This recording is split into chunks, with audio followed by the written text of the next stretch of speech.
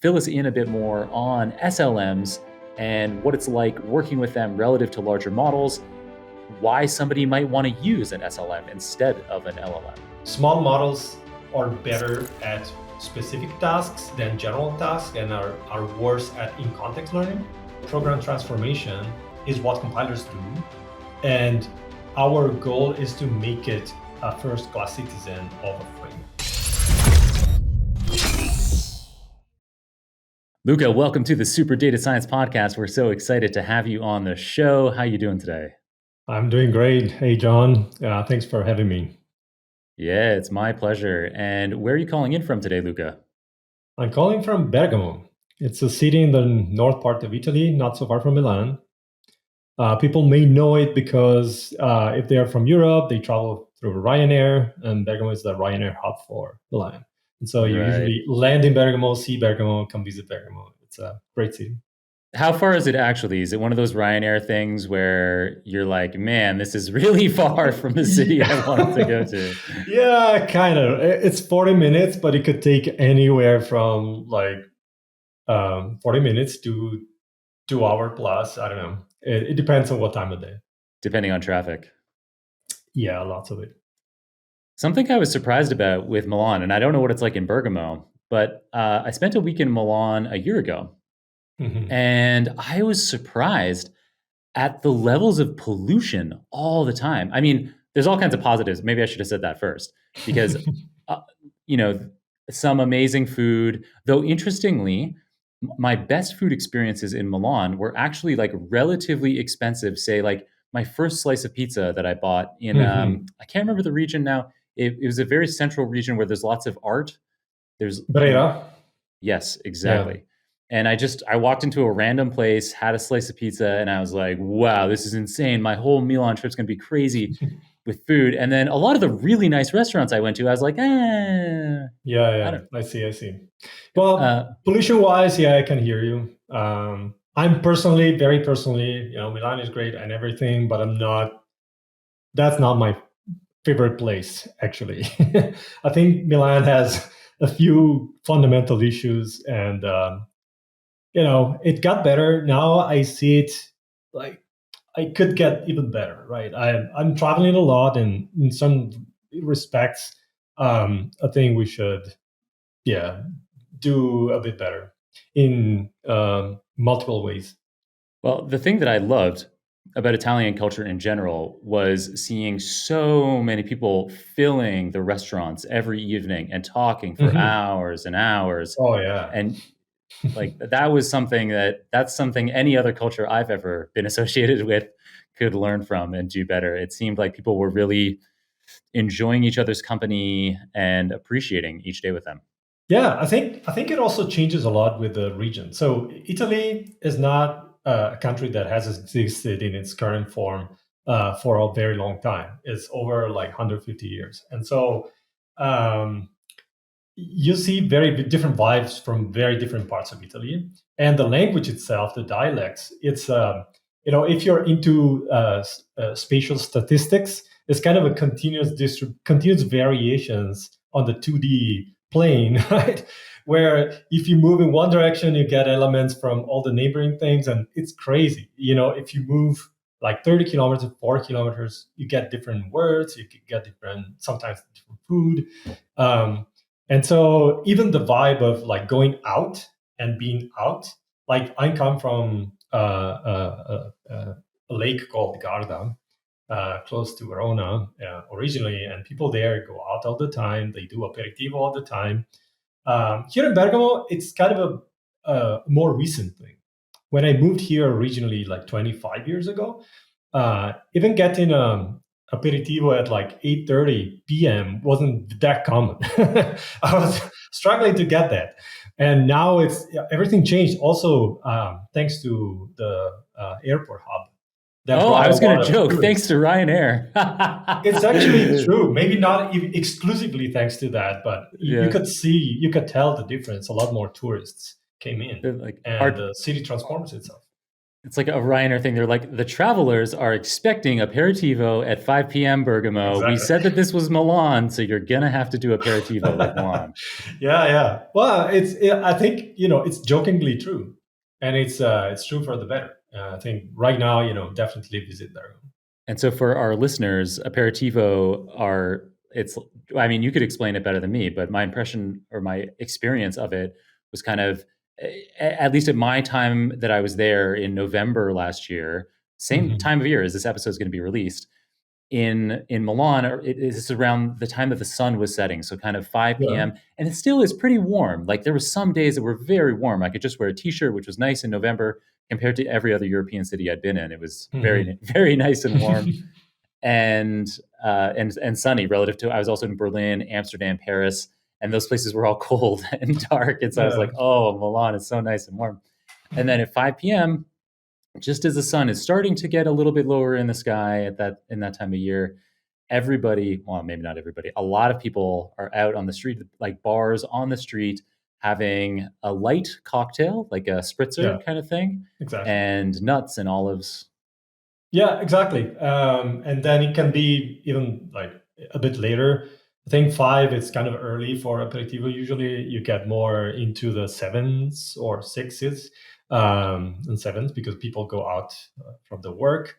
When I was a kid, actually on Lake Garda, um, they were like typical dads would take their city bikes and like go on Sunday morning to the center of the town to get aperitivo and then come back like a little bit like zigzagging their way home. It was very, very typical. I love that you said city bikes. So it implies that in the community you grew up in, you kind of had this arsenal of different cycles for different scenarios.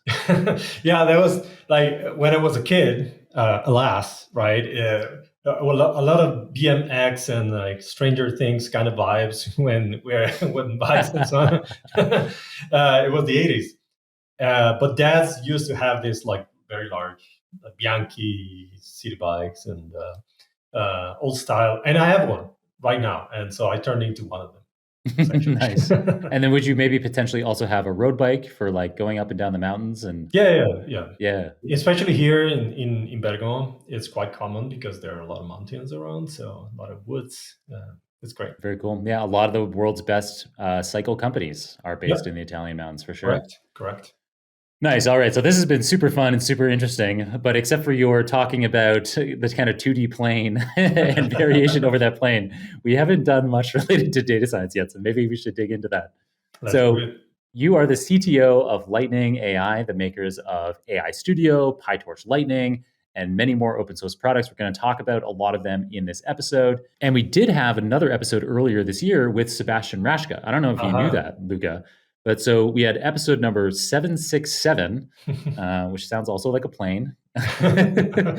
And in 767, Sebastian talked a lot about the different kinds of open source products that PyTorch Lightning creates, Yep. and or sorry, that Lightning AI creates. Yeah, I um, said yeah, because it's kind of it kind of evolved from that, right? yeah, absolutely yes. Yeah, So PyTorch Lightning was kind of the starting point for Lightning AI, and correct. then once Lightning AI was established as a separate company, based largely around that open source PyTorch Lightning project, lots of additional projects have come out of it. And yeah, we enumerated those and went into a lot of them in detail in episode 767 earlier this year. So we have different questions and topics planned for you. We're not going to repeat that kind of thing, but of course, we'd love to hear your take on these products as we go through. So For sure. um, you were actually an early contributor to PyTorch Core, which Yeah. might have kind of been some of your interest in PyTorch, and you wrote a book, Deep Learning with PyTorch, which was Manning Publications, if I Yeah, remember correct. correctly. Yeah, Yeah, yeah, yeah. and so yeah, can you elaborate a little bit on the suite of products that Lightning AI offers, and what kinds of companies, what kinds of teams, what kinds of data scientists that we have listening on this show should these different products interest? Right, right. Yeah, absolutely. So PyTorch Lightning was born and was born many years before, created by William Falcon, the CEO and founder of Lightning AI. and it was officially released as open source in 2019. And back then, it was already kind of battle tested because William created it while he was interning at it was actually at FAIR, Facebook AI Lab, and he was doing a PhD at NYU. So he had access to a ton of GPUs, and so they were doing self-supervised learning mostly in the vision space, and the need there was to train over now thousands of GPUs, which sounded crazy back then, and now it's like a medium-sized training job.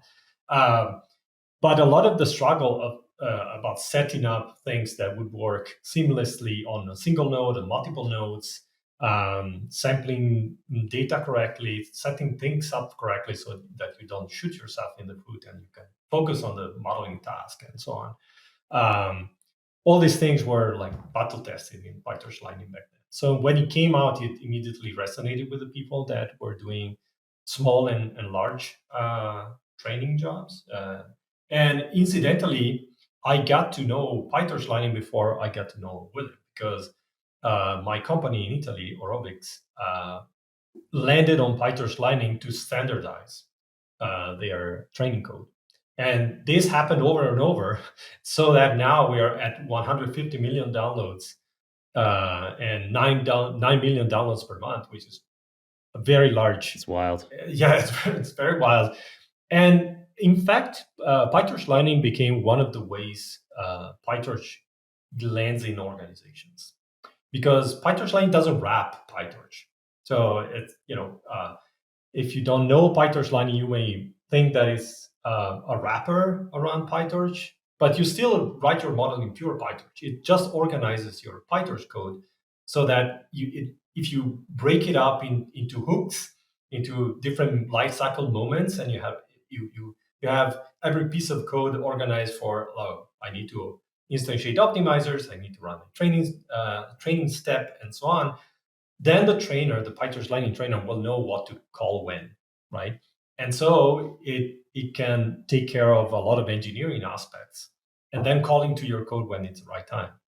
And that takes away a lot of surface area for mistakes. That's ultimately what PyTorch Lightning is good at.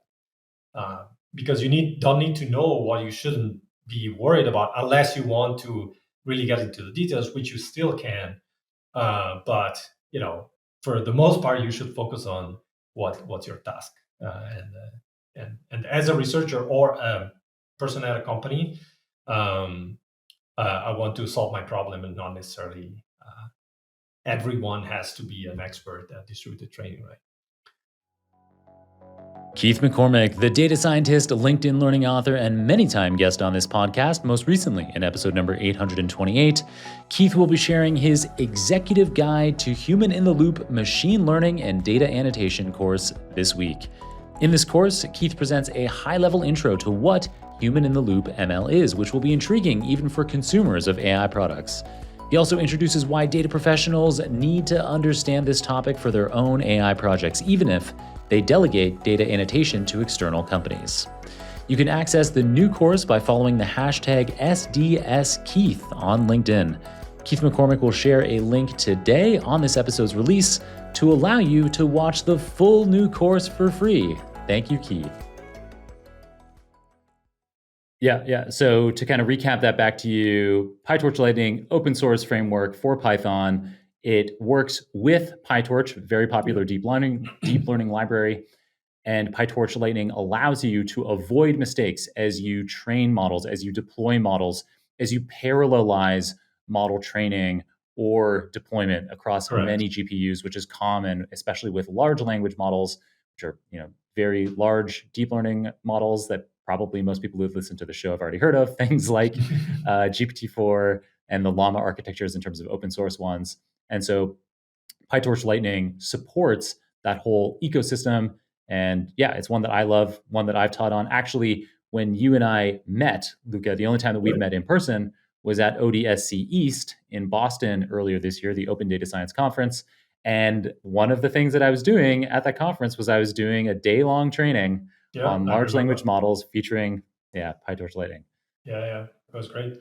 Um, yeah, and then out of there, this vibe of allowing teams to iterate as quickly as possible, leaving some of the details to when you actually need to care for those, but then allowing you to iterate on what you need to do, has become kind of the vibe for whatever Lightning AI does. And that applies to studios because once you have your training code that is easy to manage, easy to scale, you need to make it run somewhere, right? And so the problem of getting access to compute, getting data to move quickly and seamlessly, having access to multiple machines as easily as you would have access to your laptop, is what Lightning Studio is for. So the same mental model that you need to have about PyTorch Lightning simplifying distributed training, you can use when you think about Lightning Studios and the way it simplifies using cloud computing resources. And so we make it as easy as it is to use your laptop, but now you have 1,000 laptops that can work in parallel because you have access to the cloud. Yeah, and something that I am going to absolutely be doing the next time I offer that same training, which I haven't yet again this year, is updating everything that I was doing. The kind of final module that I cover in my training involves parallelization, and it sounds like Lightning Studio is going to be by far the easiest way for me to be demonstrating that to our audience and having them hook in.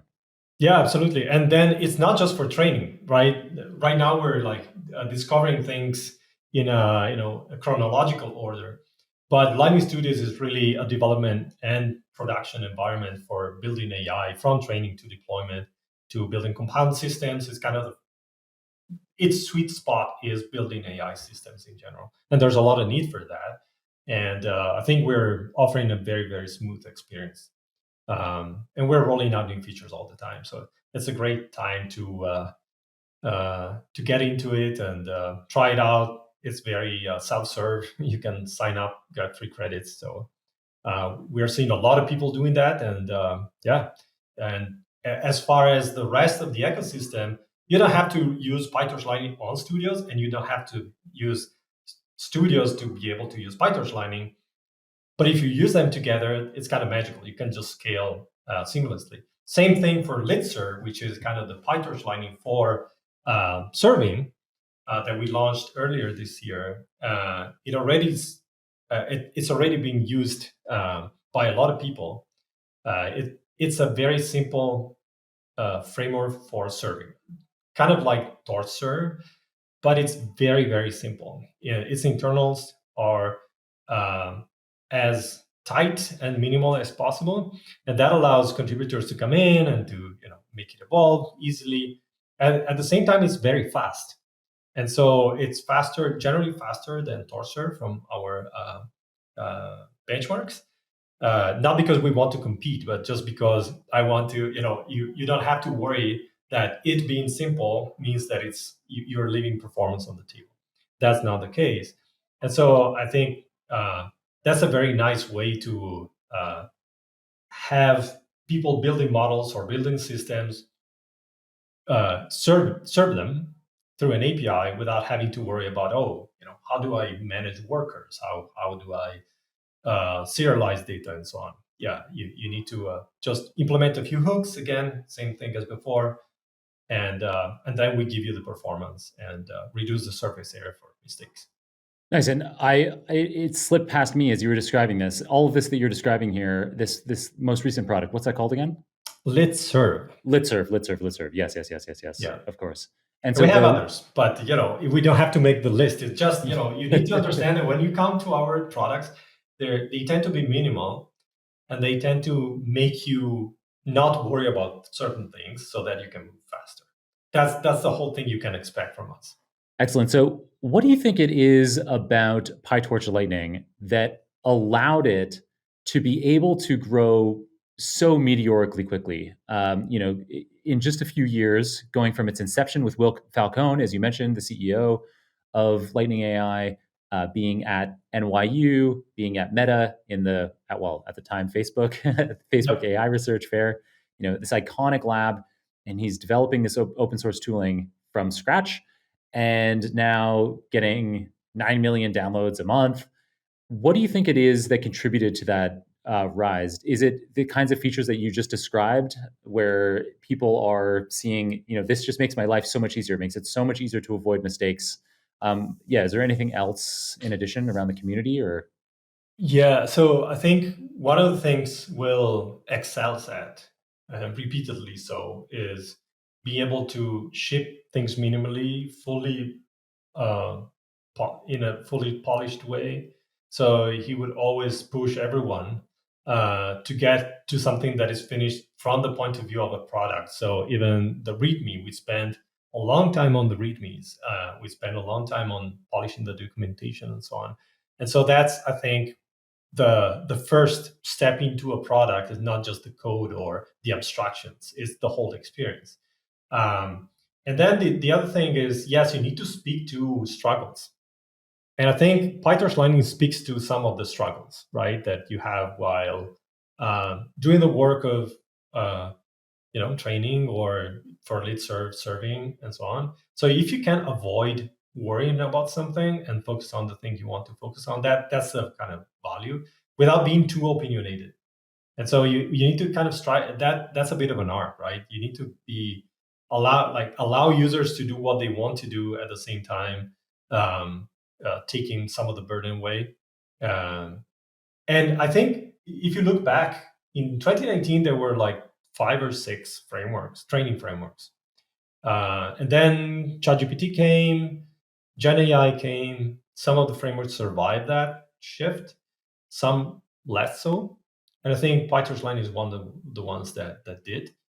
And I think at this day and age, uh, it's much less common to find people in teams that want to write one from scratch because the attention has shifted somewhere else.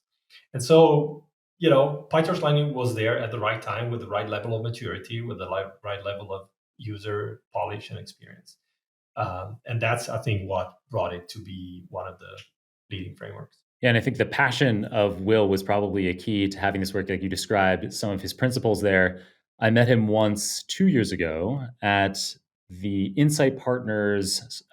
Insight Partners runs this annual conference. It's now in its third year. It's called Scale Up AI. Mhm. And 2 years ago, Will and I were both speakers at one of the first ones. And I met him there, and he had to leave pretty quickly after he did his talk. He didn't stick around to kind of meet other speakers, talk to the media very much, because he had to go home and write code. Yeah. We all write code all the time. So that's also what makes it interesting, right? As a team, we're all very hands on keyboard.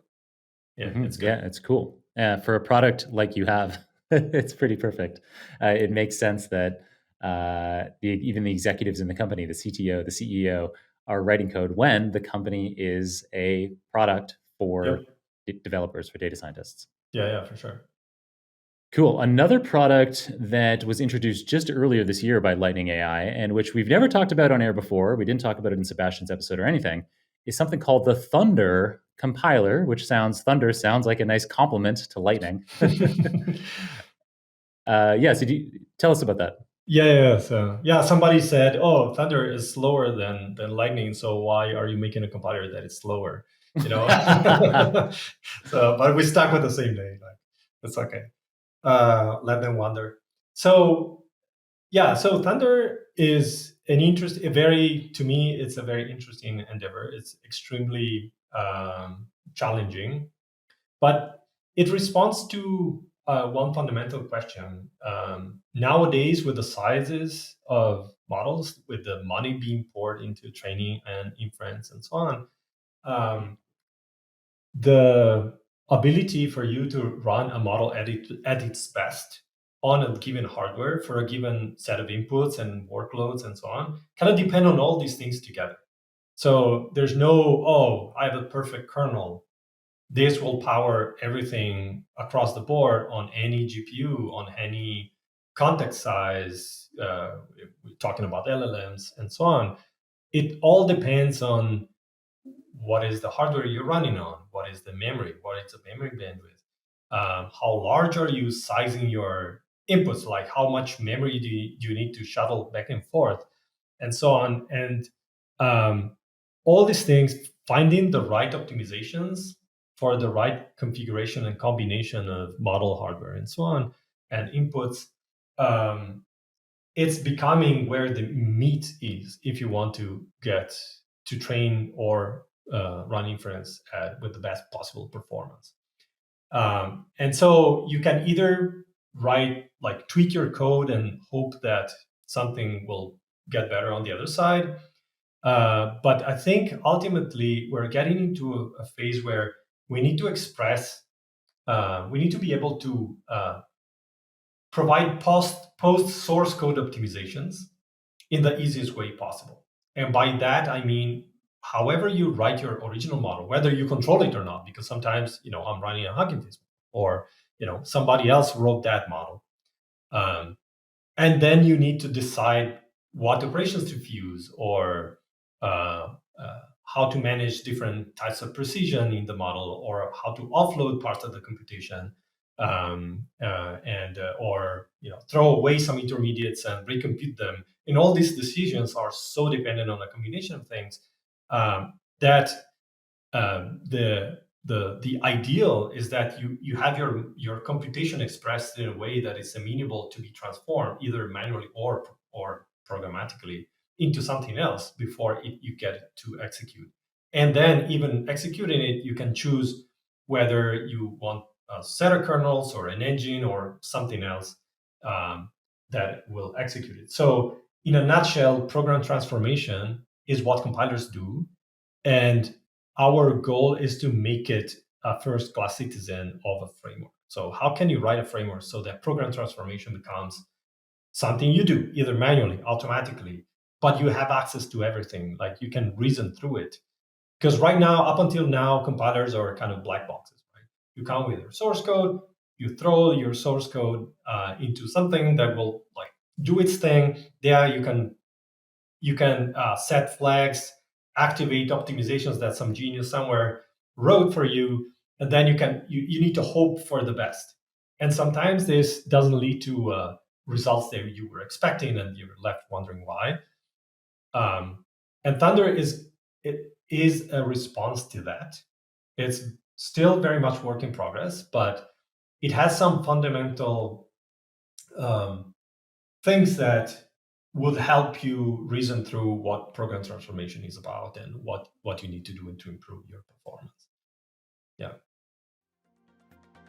Excited to announce, my friends, that the 10th annual ODSC East, that's the Open Data Science Conference East, the one conference you don't want to miss in 2025, is returning to Boston from May 13th to 15th, and I'll be there leading a workshop. ODSC East is 3 days packed with hands-on sessions and deep dives into cutting-edge AI topics taught by world-class AI experts, plus many great networking opportunities. No matter your skill level, ODSC East will help you gain the AI skills to take your career to the next level. Why wait? The first 100 tickets are on sale this week with a generous discount at odsc.com/Boston. Nice, cool. So when somebody is thinking about doing compiling, what kind of person needs to be thinking about doing that? I, as a data scientist, I have never compiled. It's been over a decade since I've compiled anything. So when might a listener want to, what are some scenarios where they would actually want to be doing some compiling? And then when they do that, Luca, what do they do? How, is it importing something? Importing a package, because it's presumably something that happens outside of the context of a notebook environment. Well, you can actually. Okay, so let's take a couple of steps back. Compiling, for whoever has used software, means you have source code, you get an executable out, and then I can give you the executable, you run it. And it's not exactly about that we're talking about when you have a deep learning model. Compiling is transforming it and then coming out with an execution plan that can involve specialized kernels. It can still be in Python, doesn't need to go into C, or maybe it will go into C. So you turn it into a way where you optimize some aspects like memory usage or execution time and so on. So compiling is kind of a broad term. We call Thunder a source-to-source compiler because it doesn't generate kernels per se, but it will transform the computation so that you can then use the kernels that fit your thing the best. But when would you want to use a compiler is when you want to squeeze performance out of a single GPU, multiple GPU, or multiple machines with multiple GPUs on them. It's all about the performance. If you don't have performance problems, then probably you don't need a compiler. However, nowadays, GPUs are expensive and you need to run things that are super large most of the time. And so having a flexible compiler infrastructure is something that will allow you to get the most out of your money. But I think they're very bimodal. There is a very bimodal distribution of users. The users that do not care about any detail, and the users who actually want to go in and optimize the heck of their workload. And we're trying to address both with two different APIs in Thunder. Very cool. So this allows you to, in a scenario like it would be common today, where you're training or deploying large language models, these take up a huge amount of GPU infrastructure. They're very expensive to be running and deploying. And so, whether you're aware of it or not before listening to this episode, it might be helpful to you and your organization to be taking advantage of something like the Thunder compiler to allow you to be making the most of the infrastructure and of the spend that you have. Yeah, correct. And I mean, Thunder is by far not the only compiler. Actually, is one of the, if you will, less mature ones. There are, if you ever use JAX or PyTorch XLA, you can run on XLA on the XLA stack. But even before that, there's Torch compile that was first released with PyTorch 2.0, and that's the natural choice when you want to switch on a compiler. Like, let's try to compile this model and see what the effect is. You usually torch.compile the model, and then you run the model that comes out of that, and that interprets the code and then generates optimized kernels to run the code in something called there's a dynamo and inductor, which are the two pieces of Torch compile. Dynamo capture what your code wants to do, and inductor generates optimized kernels from that. And so we like to think that Thunder is again a complement to Torch compile for certain things. And then if you've been following optimizations in LLM space, there has been a lot of hackers, right, that has gone into, let's re-implement this model in C. And so like Andrei Karpathy was much more than a hacker, of course, but he did this project called LLMC, where a lot of hackers this time joined him and optimized training for initially GPT-2 size models, all in C. So they had C, they had CUDA, and the whole stack was basically fit in a couple of files. It was great because, with a minimal amount of lines of code, you had everything. And so you didn't need to pierce through layers of abstraction in order to say, okay, let's reuse this memory buffer for this other thing, because this will allow us to save an allocation and so on. So that kind of fine and granular control is what makes those projects successful, at the expense, of course, of generality. And same thing for Llama CPP and other projects like that. What we're trying to achieve with Thunder is giving you a basis that is thin enough so that you can reason through the stack without having, again, to pierce through too many layers in order to optimize your thing. And to open it up to you as a practitioner. Trying to get those principles right, as you described already earlier in the episode, where you're trying to not dictate too much, not make too many assumptions about what the users are going to want to be able to do, while simultaneously offering them flexibility if they want it. Yeah, exactly. And it's a hard balance to strike, but we're well on course, I think. We're using it internally. We're very happy with it. So, it's going. It's nice to have an organization like yours on the show, like Lightning AI, where I can hand to heart say, you guys are nailing this and doing a great job. And the kinds of tools that you're developing time and time again are exactly the kinds of tools that data scientists, software developers want for training, deploying faster, cheaper, more accurately their machine learning models. So thank you. Well, thank you. That's great to hear, and we're doing our best. Okay, so when we're talking about, like we just have been, about very large language models and huge costs on GPUs, that isn't necessarily where everything is going. I mean, so we do have this trend towards gigantic models, like we saw with GPT-4, with Claude from Anthropic. These models are getting bigger and bigger. But simultaneously, there is also a trend towards small language models, SLMs. And during a recent ODSC podcast, we were talking about ODSC earlier. So I Yeah. assume I didn't actually listen to this episode, but I'm guessing it was hosted by Seamus McGovern, as usual. Yep. And so during that recent ODSC podcast on small language models, you discussed deploying SLMs into production. So could you fill us in a bit more on SLMs and what it's like working with them relative to larger models, why somebody might want to use an SLM instead of an LLM?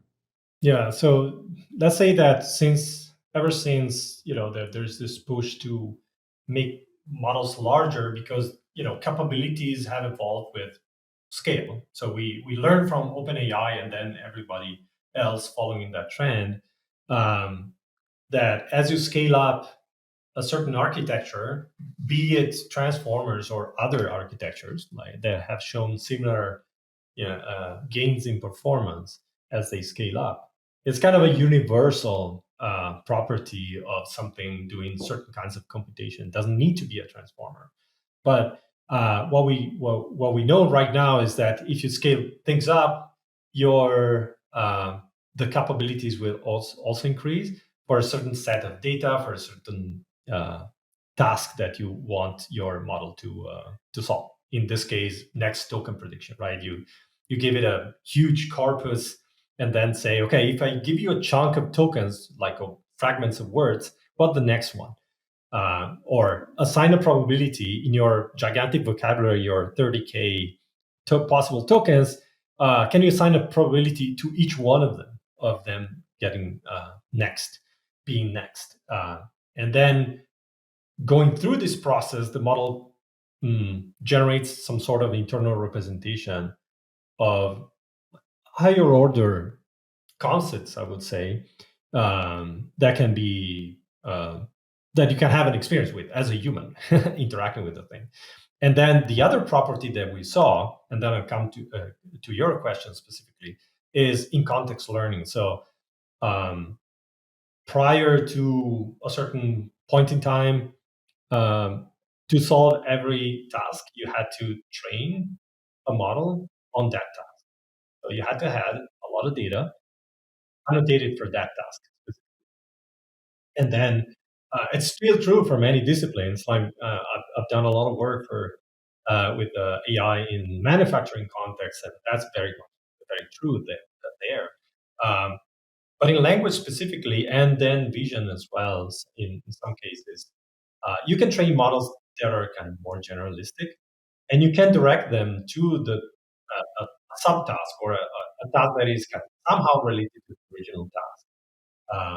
By either fine-tuning them, so using gradient descent to change their parameters or a subset of those, or a layer on top of the parameters you have, um, to adapt the behavior of the model. And that kind of biases generation in a certain direction. It doesn't really add a lot of knowledge into the thing, but it's probably amplifying things that the model has in it. But also you can do in context learning, which means you can explain through the task that you want out of the language model by just writing it in the context, and then even providing examples, and those help the model again bias their output in a certain direction as well. And what has become quite clear once ChatGPT was released and then Llama came and so on, was that there was a process of miniaturization where practitioners starting to look for smaller models that maybe had fewer facts but could still retain those properties of in context learning. and being general and adaptable to different tasks. And what is usually happening is that um, small models are better at specific tasks than general tasks and are worse at in context learning. Um, Although this is like incrementally month after month, and months are very long time scales these days, are getting a lot better. Like I remember the first time I used Llama 3 8 billion, um, I said, well, this is giving me a few vibes of the initial ChatGPT, right? And it was running on my Mac locally, right? Uh, and then you start seeing 1 or 2 billion models obtained through distillation of larger models that are starting to get that kind of like vibe. They don't need to be perfect. They need to be good enough, and then hallucinate not so much. I've seen other models in the past that were small, like Phi. The original Phi hallucinated a lot, although it had good metrics, but the hallucinations were a bit too many. I think Llama 3 8 billion was one of the models that didn't hallucinate so much, at least on my private test cases that Yeah. I have. So that's the 8 billion. That to me, that's starting to be like, that's like a small LLM. I don't know if I would say like, it's funny. It's kind of, it's right on the cusp. It's on the So cusp. Yeah. when you're saying 1 billion, 2 billion, for me, that's a small language model for sure. Yeah. It's interesting when it's like 8, it's like, yeah, it's right on the threshold of, it's a smaller large language model, but it's still, it's not super portable Yeah. on modern phones, that kind of thing. Yeah. But this will evolve, and probably 1 billion, 2 billion will become, yeah, as we learn how to distill things. Like we did some investigation with an intern this summer, and we saw, and we'll probably publish it at some point, that actually he already published a part of the findings, and many other papers are looking at the same thing. Like even 8 billion models or 2 billion models are undertrained. There's a set of parameters that is doing nothing. And so like think about this, like we landed on something because we wanted to scale it up, and we saw that just by scaling up they gained a lot of we gained a lot of features, but we're still at the very very early stages of being able to say, okay, are we actually using this and all the parameters in a way that makes sense, or we're just shooting, and it's like Totally. the latter is true. And we're seeing that um, distillation is doing something that kind of compresses and makes things more efficient, but again, it goes together with interpretability a little bit, but they're uh, squeezing every inch of performance or every inch of capability is, we're very far from there. And also facts are also polluting and occupying a lot. And so, reasoning and knowing everything are two different things, right? And so even the way, like, uh, having to train on trillion sized data tokens data sets, and having to memorize all these facts are all things that are pointing in the direction that in a couple of years, in 1 or 2 years, we'll get the same, like, good enough for interaction kind of vibe from models that are like, yeah, no more than 1 2 billion for sure. It's a tendency, like when we had like the boom, like the radios, and then we had Walkmans. Like it's kind of inevitable. I don't think we're hitting any fundamental property. Yes, there are scaling laws, but scaling laws are a result of conditions.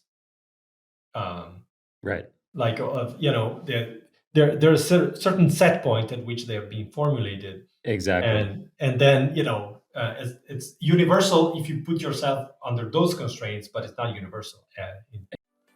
Do you ever feel isolated, surrounded by people who don't share your enthusiasm for data science and technology? Do you wish to connect with more like-minded individuals? Well, look no further. Super Data Science Community is the perfect place to connect, interact, and exchange ideas with over 600 professionals in data science, machine learning, and AI. In addition to networking, you can get direct support for your career through the mentoring program where experienced members help beginners navigate.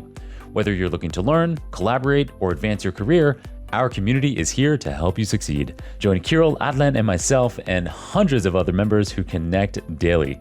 Start your free 14-day trial today at superdatascience.com and become a part of the community. Exactly. It's it. So the idea of something like the chinchilla scaling laws, that makes sense under the context of a specific budget, for example, or a specific amount of data. And so when in those kinds of scenarios with those constraints, you're like, okay, if we scale up the number of parameters, it will have this effect. But of course, that doesn't take into account how can we be more clever about distillation or pruning to allow us to make the most of all of the parameters in a 1 or 2 billion parameter model. It's interesting to hear, though unsurprising to me to hear, that you had an intern that was able to discover that even on a 2 billion parameter model, there's lots of parameters that are being unused across all tasks. So there's still, more juice to be squeezed from that lemon. And for sure. It's kind of obvious to me that, you hear these kinds of, you hear in the press, in the popular press, right now, training a state-of-the-art LLM costs in the area of $100 million. The next generation will be $1 billion. The next generation will be $10 billion. And I don't think that's true because of exactly the conversation that we're having here, where yes, that instrument, that hammer of just scaling up model parameters got us from GPT-2 to 3 to 4. But once you're at OpenAI and you're looking at, wow, this is going to cost $1 billion or $10 billion to train the next generation of models, and then deployment you still have this. Then you're going to have 10x, 100x costs and deployment as well. It's not possible. It doesn't make economic sense when there is so much juice to be squeezed from the lemon in other ways. Distillation, pruning, as we already talked about with small language models, and also now with paradigms like we see with O1 from OpenAI, you can be scaling inference time compute as opposed to training time compute. Absolutely. Yeah, that's the other thing I wanted to mention too.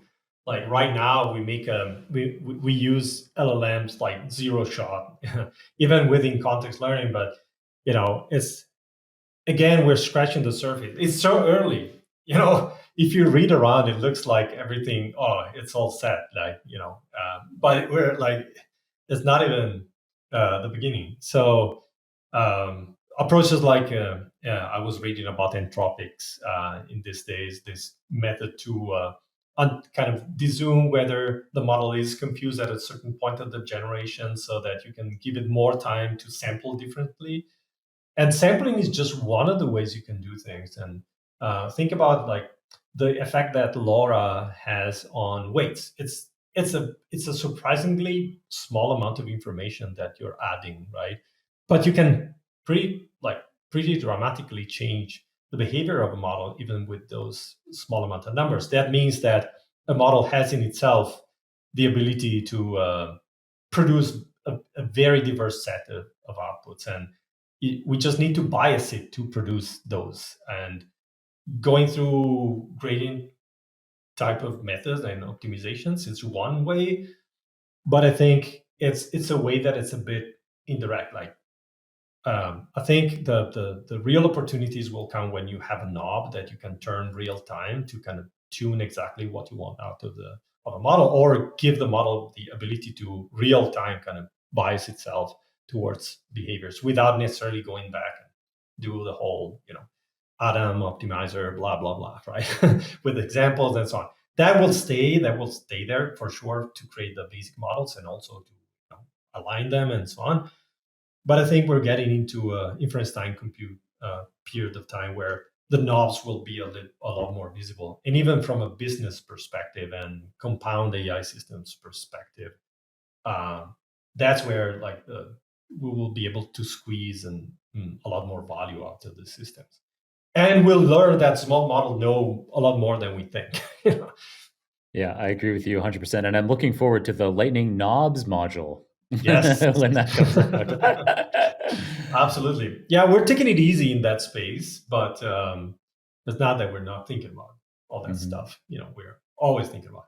But releasing something, uh, it's a big commitment. Releasing a product and isn't even if it's a small open source library, you need to feel that you nailed it, and so I think we'll see what we do in that space.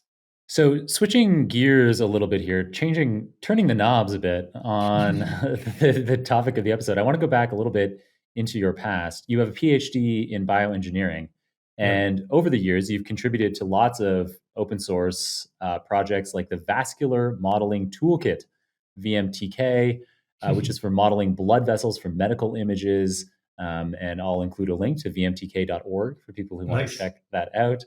And so these days, as our researcher Serge Massis pointed out to me, when you go to the dentist, you get a high resolution 3D scan of your mouth. And using advanced imaging techniques and AI powered analysis, you can accurately predict cavities and other dental issues before they become visible or symptomatic. So the question that I have for you, given your background in bioengineering, in all the kind of open source development you've done in that space, how do you see this kind of technology evolving further in the coming years? Incorporating more AI to allow more early diagnosis in biology and medicine, and personalized treatment in healthcare. Oh yeah. No, this is a very big thing. So BMTK is something I developed in 2003 and 4. So I open sourced it in 2004. Uh, I was working with David Steinman he was at Robarts Research Institute in London, Ontario, where I spent a year, beautiful year. There's no way you would know this, Luca, or expect this, but I've also done research at Robarts in London, Ontario. Oh my God. Amazing. And Really? it wasn't that too far off the timeline that you're describing either. It's possible we were there at the same time. So Oh my I, gosh. I was an undergraduate student in Waterloo, Ontario from 2003 to 7. And in 2006 and 7, maybe even 5, but definitely 6 and 7, I was doing fMRI experiments. Oh, of And course. we didn't have a research grade scanner in Waterloo.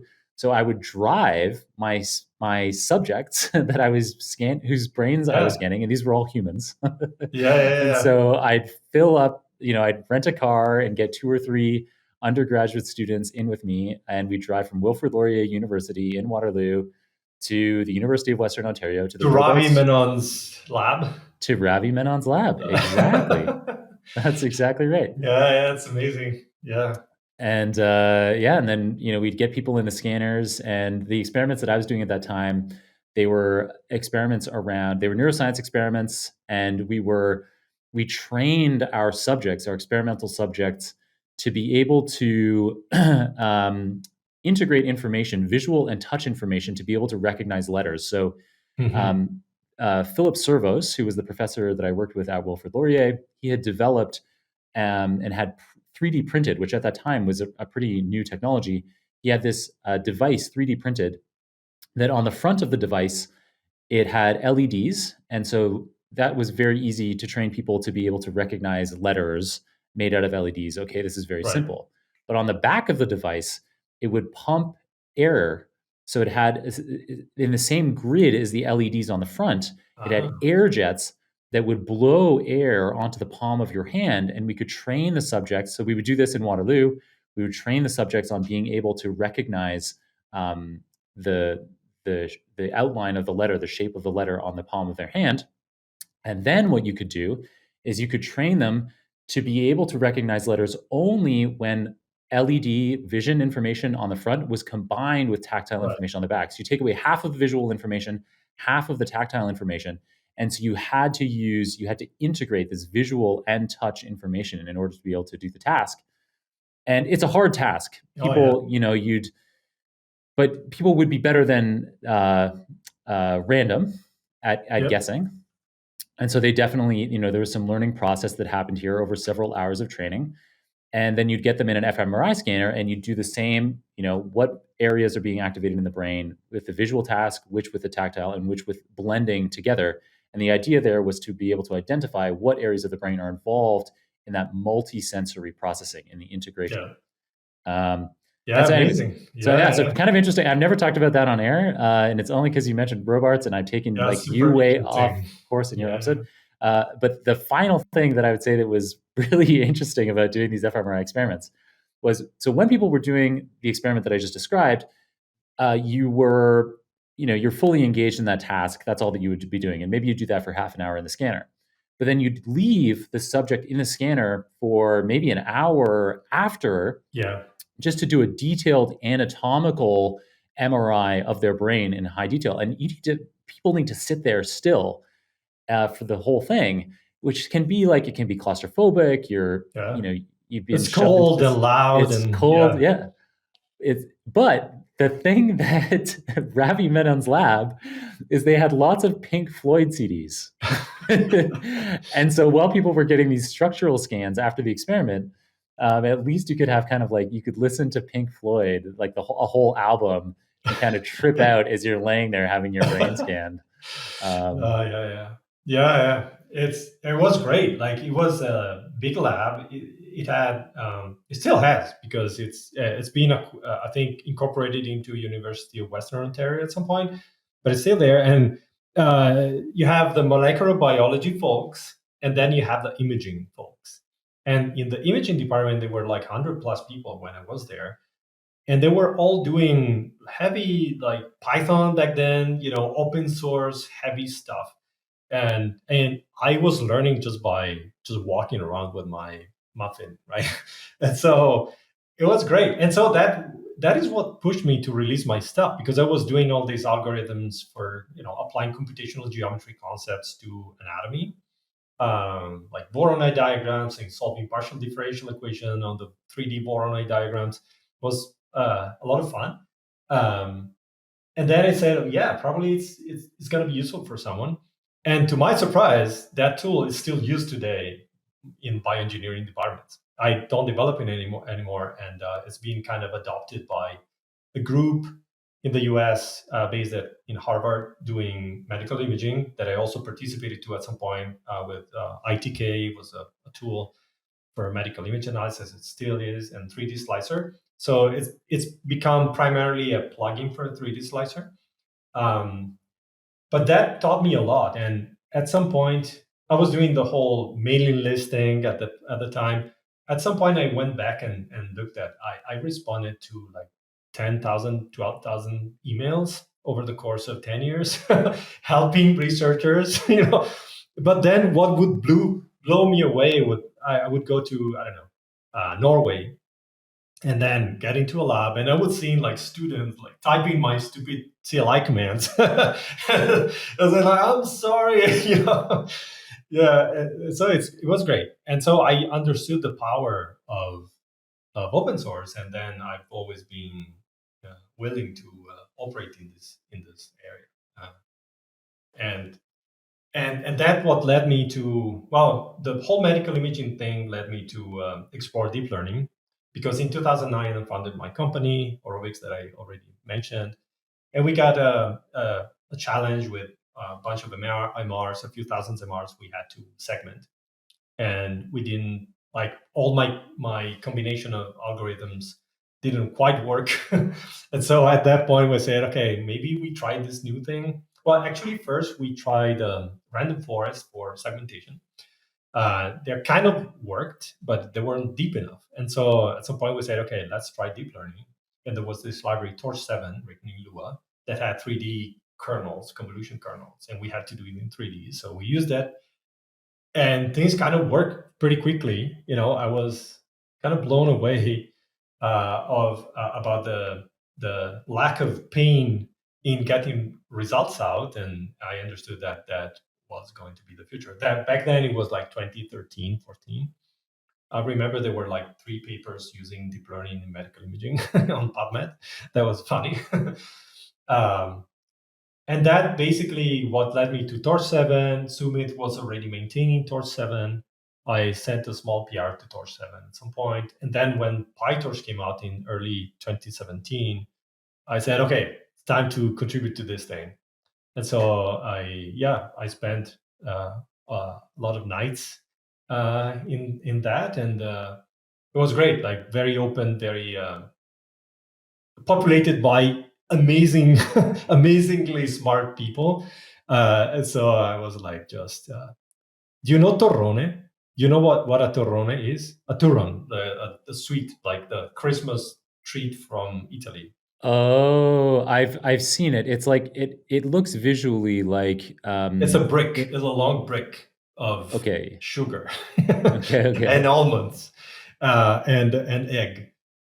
I remember I was joking because we had torrone the other day with my kids, and I was telling them I would eat one of them, the whole thing, on a PyTorch night.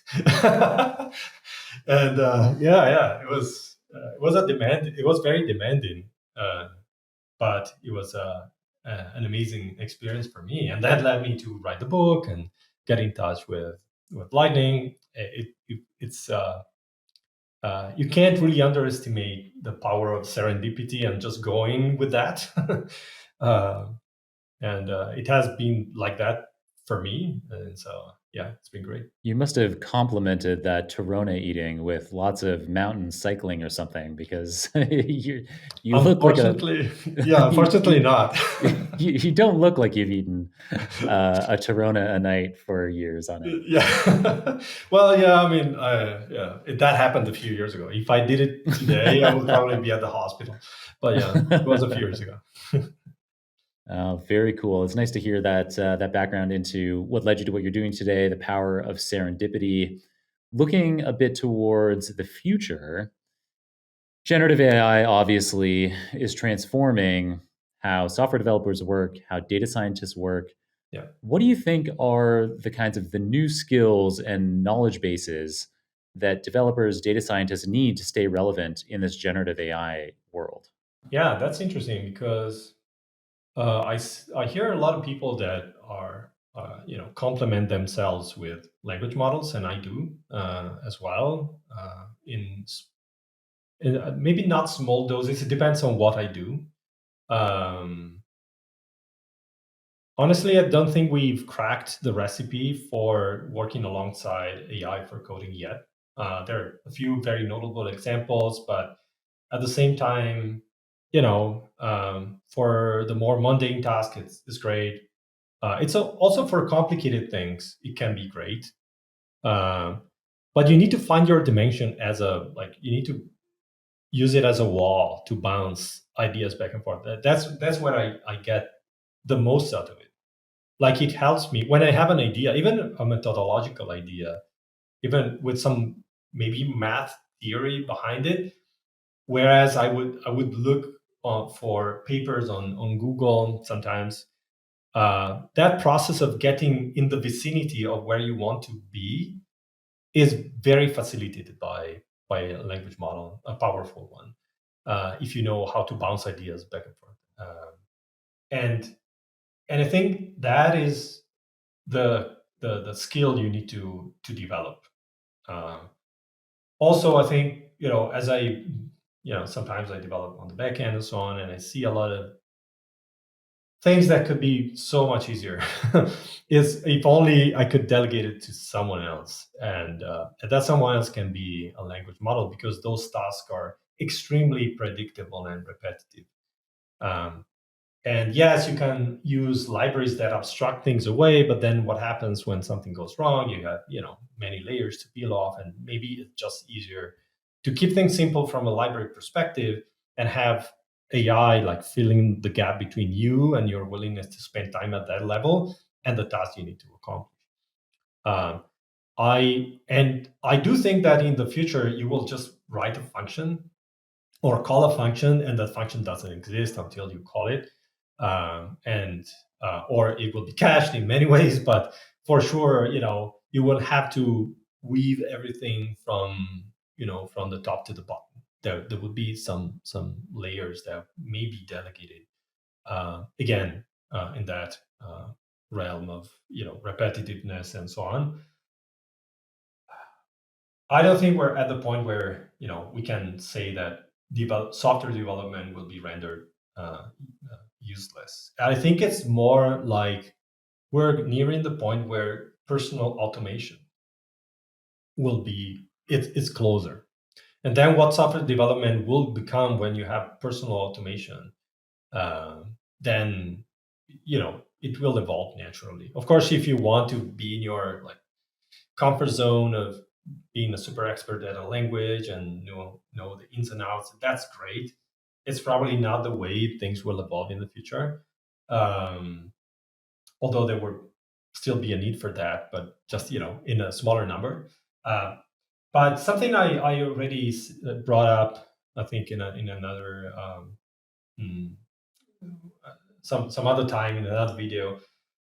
When I first interacted with ChatGPT, it reminded me that something crystallized in front of my old person mind, which is HyperCard. Hypercar. Yeah, HyperCard. Do you remember HyperCard? No, hypercard. No. Yeah. So HyperCard is something that coincidentally was created by a person under the influence of hallucinogenic substance, but it was Okay. actually a product by Apple that shipped with macOS Classic. I don't know if it was a software on top of it or shipped with it. I can't remember, but it was an attempt to bring automation and programming and building systems to people that were not programmers. Um, it had a hyperscript, which was a scripting language that resembled English from a syntax perspective. The problem with that is that it's not the syntax. The problem is that if you need to write a for loop and your mind need to be crafted in such a way that you understand what a for loop does and you keep track of variables and blah, blah, blah. So yes, you can write it with a semicolon or reservoir or in English, but it doesn't matter in the end, right? So it was trying to solve that problem from an angle of syntax and accessibility, but it didn't really solve the problem throughout, which is how can I express what I want in natural language? So of course, technology didn't allow to express what I want in natural language because that was relegated to science fiction movies, and now we're there. But the whole purpose of that thing was, can I allow someone who doesn't have a background in computer science to write their own thing, to have their own thing materialize in front of them because they need to solve a very specific problem and they want to solve it in a way that fits them, their their immediate need. And so I think we're at the point where the technology is ready to get there. And I think that's what makes me the most excited, right? The ability to bring automation and the ability to express algorithms with an intention rather than with the with having to walk the little robot every step of the way, right? And so I think, that I think is the what the future of development might be. So in a way, it will get more accessible, so that I can just express what I want. And it's also already partially true, but it's just very partially true, right? With agents and so on. And then there will be another set of people that will just dive deep into whatever and use language models to empower them to think faster and to get the results faster, and that's inevitable. Nice. Yeah. So basically, to kind of summarize back to you what you're describing is that with generative AI, we already today we have some of these kinds of personal automations where you can be delegating some software development or data science tasks, and over time that will become more reliable, more expansive. But for the foreseeable future, at least, the role of software developer, the role of data scientist won't disappear. It's just that there will be more and more automations that that you can spin up easily. So it provides more accessibility. It means that you don't necessarily need to be expert in all of the different programming languages that you are developing in, say. And so maybe the kinds of skills that become more important in that kind of an environment are the kinds of collaborative skills with the team to understand what the product needs, what the business needs, creativity to be coming up with solutions that will really move the needle for some product or organization.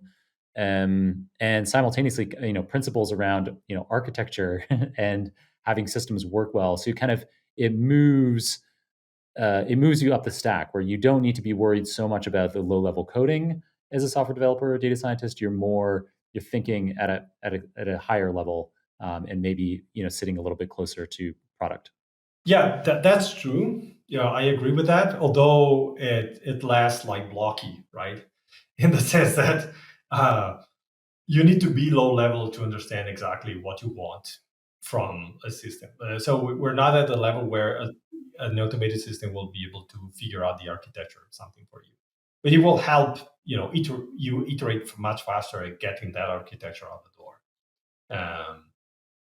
And I don't think there any system that right now that is ready to just replace the whole like full stack. You still need to be full stack, but it's actually easier to be full stack right now because some of the things you just had to know in order to have an acceptable speed, you don't need to know them all to have an acceptable speed, right? Yeah. That's right. And I did also look up this hypercard, which it's a really big deal, and I'm embarrassed that I hadn't heard of it before. So it's nice to learn something completely new like that here. There's a whole underground thing of people still doing hypercard, competition communities, of course, as just like everything, right?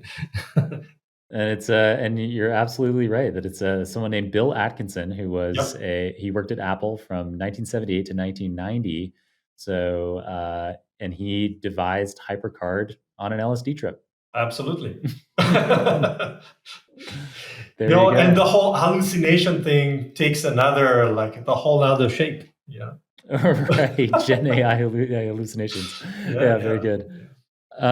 So it's been awesome having you on the show, Luca. I enjoyed, learning this about HyperCard and everything else that I've learned on the show.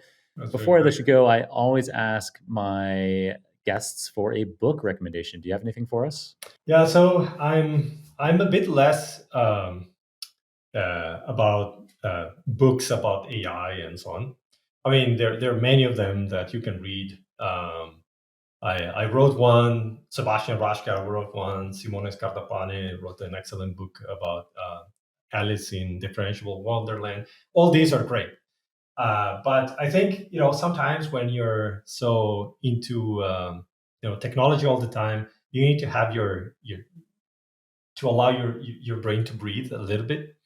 And so I think that a book that always fascinated me is not necessarily positive book, but when I read it, I always come out on the other side like more motivated on what matters.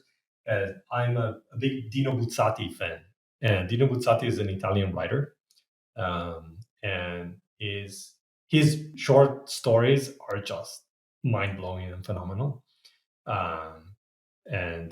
But he wrote that the book that is more popular is called in English. It's called The Tartar Step, and it's about the tale of a man, a young officer that spends his life guarding a fortress for some menace that is never going to come.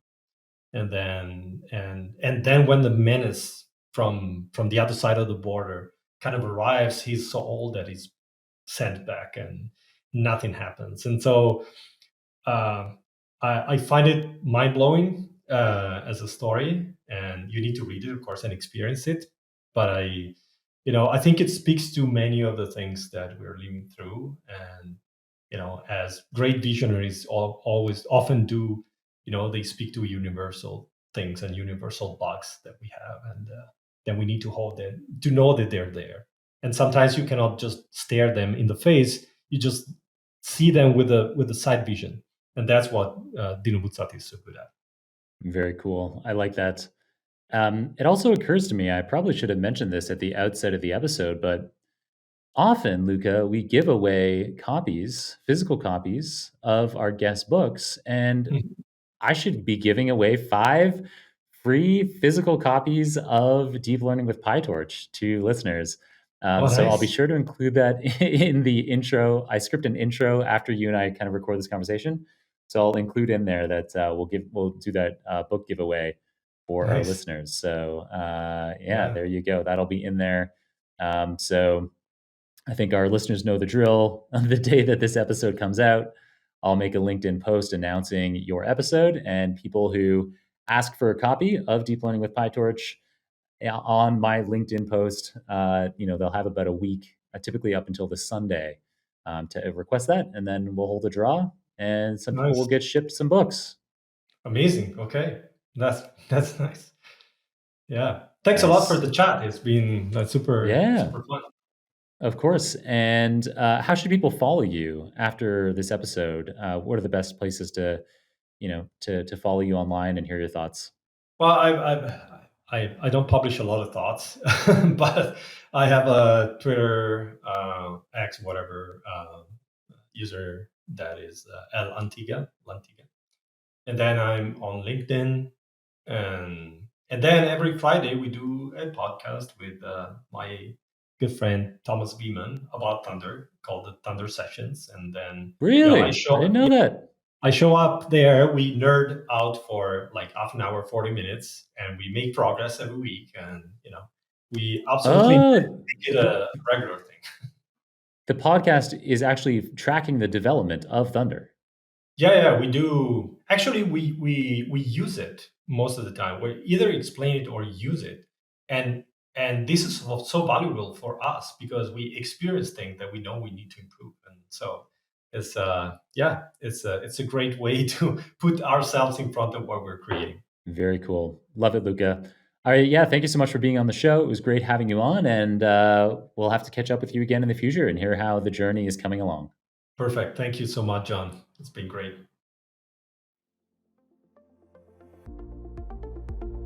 Nice. To recap, in today's episode, Dr. Luca Antiga filled us in on how Lightning AI offers tools like PyTorch Lightning, Lightning Studio, and LitServe to simplify AI development and deployment.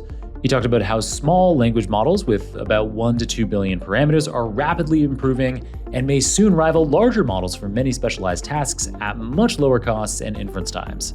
He talked about how beyond simply scaling up parameter count, there's still much untapped potential in optimizing model architectures and training approaches. He talked about how AI assistants will increasingly augment developers' capabilities in the coming years, but won't fully replace the need for low-level coding skills. And he talked about how the most valuable skills for coders going forward will be creativity, systems thinking, and the ability to collaborate effectively with both AI tools and other people. As always, you can get all the show notes, including the transcript for this episode, the video recording, any materials mentioned on the show, the URLs for Luca's social media profiles, as well as my own, at superdatascience.com/831.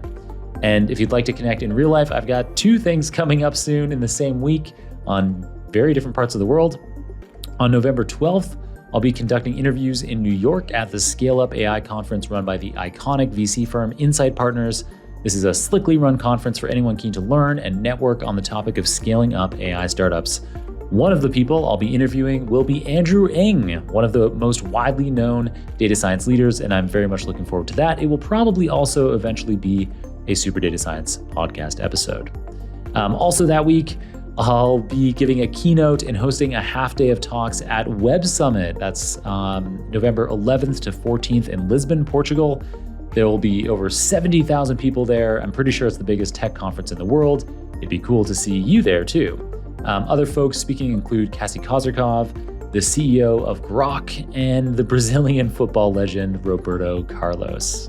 All right, thanks to everyone on the Super Data Science podcast team, our podcast manager, Ivana Siebert, our media editor, Mario Pombo, operations manager, Natalie Jaisky, researcher, Serge Massis, our writers, Dr. Zara Karche and Sylvia Ogwang, and our founder, Kirill Aromenko, last but not least. Thanks to all of them for producing another exciting episode for us today, for enabling that super team to create this free podcast for you. I mean, we couldn't do it without our sponsors. You can support our show by checking out our sponsors' links, which are in the show notes. And if you'd like to sponsor the show, you can get the details on how by making your way to johnkrohn.com/podcast. Otherwise, other ways you can support us are sharing the episode today with folks that would like it, reviewing the show on your favorite podcasting app or on YouTube, subscribing, obviously, if you're not already a subscriber. But most importantly of all, I just hope you'll keep on tuning in. I'm so grateful to have you listening and hope I can continue to make episodes you love for years and years to come. Till next time, keep on rocking it out there, and I'm looking forward to enjoying another round of the Super Data Science Podcast with you very soon.